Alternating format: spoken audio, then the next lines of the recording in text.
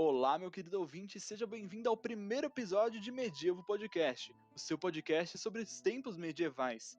Eu sou Murilo Nunes e hoje iremos falar e discutir sobre um filme de temática medieval, claro, chamado Feitiço de Áquila.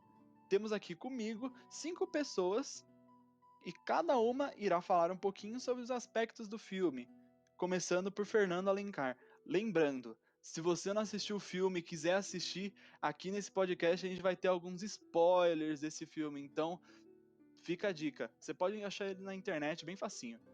Lady Hawk, ou O Feitiço de Áquila, é um filme que conta a história de um casal apaixonado no século XII, durante a Idade Média.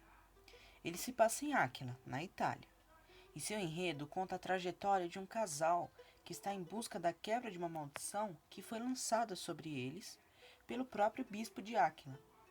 A bela moça, Isabu, é apaixonada pelo ex-capitão da guarda, Etienne Navarre. No entanto, certo dia, um monge bêbado acaba contando sobre o casal ao bispo, que, movido pela raiva e pelos ciúmes, lança uma maldição, fazendo assim que a moça se transforme em falcão durante o dia e Navarre um lobo durante a noite. Sendo assim, eram impossibilitados de se entregarem um ao outro.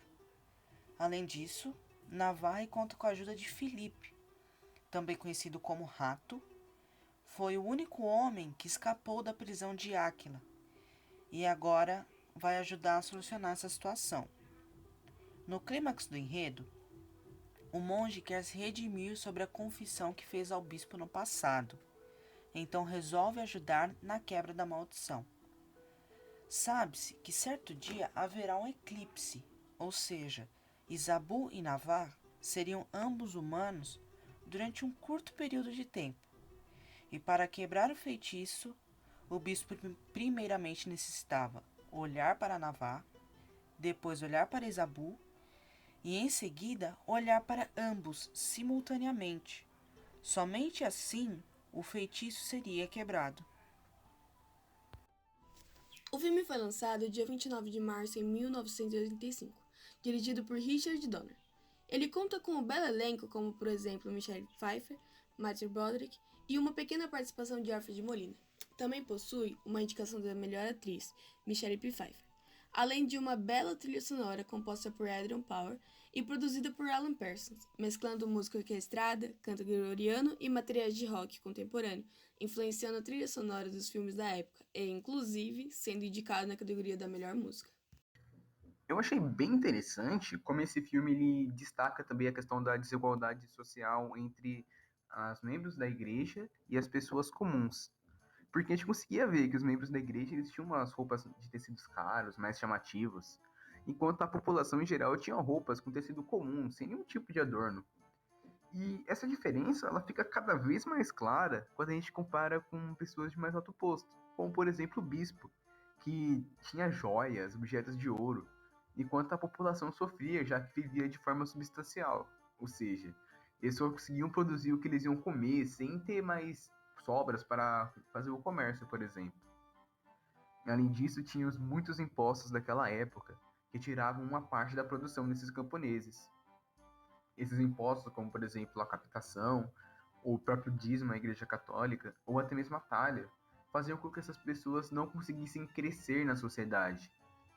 E isso ficou conhecido como estanque, que fazia com que não havesse uma ascensão social. Ou seja, basicamente, nessa sociedade, se você nasceu um camponês, você ia morrer um camponês. E o mesmo se aplicava a quem nascia nobre ou do clero. Eles sempre iam continuar nessa posição. Bom, como uma forma de entender toda a ambientação que envolve o filme e todos os aspectos históricos, vale a pena discutir onde ele foi gravado. Ele realmente foi gravado na cidade de Áquila. É uma cidade que fica na Itália Central. Ela possui prédios históricos, construções históricas, fortalezas, castelos, grandiosas igrejas que remontam ao Renascimento, à época do Império Romano, na Idade Média. Um exemplo de ruínas que foram usadas na gravação e que remontam a este período é a fortaleza de Rocca Calascio, que serviu de cenário para a gravação do filme. Também, relacionando-se com a igreja e o grande poder dela, temos a gigantesca Basílica de São Bernardino de Siena, construída em 1472 e que abriga o mausoléu do Papa medieval Celestino V. E basicamente a cidade possui muitas ruínas medievais que remontam ao período e se relacionam diretamente com o filme e com o ambiente que ele está inserido. Olá, queridos ouvintes, sou eu de novo, Murilo Nunes, e agora eu vou falar um pouquinho da religião que está presente no filme e os aspectos dela. Bom, como vocês podem ou não saber, o filme se passa na Idade Média.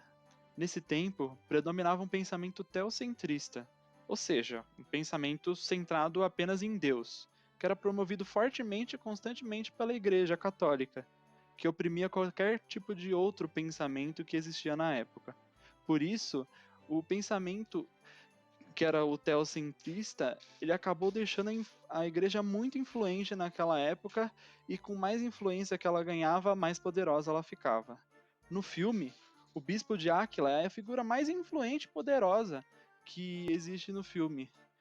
Ele comanda os soldados, comanda a cidade e comanda a igreja da cidade de Áquila, o que reflete ainda mais esse poder que a igreja tinha na Idade Média. Inclusive, numa das falas do bispo, pode-se perceber o poder e a influência que ele tem. Tá aqui, ó. Desobediência a mim é desobediência a ele. Quando ele fala ele, ele quer dizer Deus. Quando o bispo fala isso, ele representa essa característica que existe na Idade Média, essa igreja acima de tudo. Também tem outra passagem no filme que quando o Filipe escapa e o bispo fica sabendo, ele fica desesperado, porque se alguém souber que é, escaparam da ultra masmorra dele, ele ia perder muita influência. Então tá aí uma representação que o filme faz da igreja. Uma, uma igreja cruel, uma igreja que era mais ou menos a da Idade Média. A gente também não pode falar da igreja assim, porque existia de fato pessoas boas dentro dessa corporação que existiu.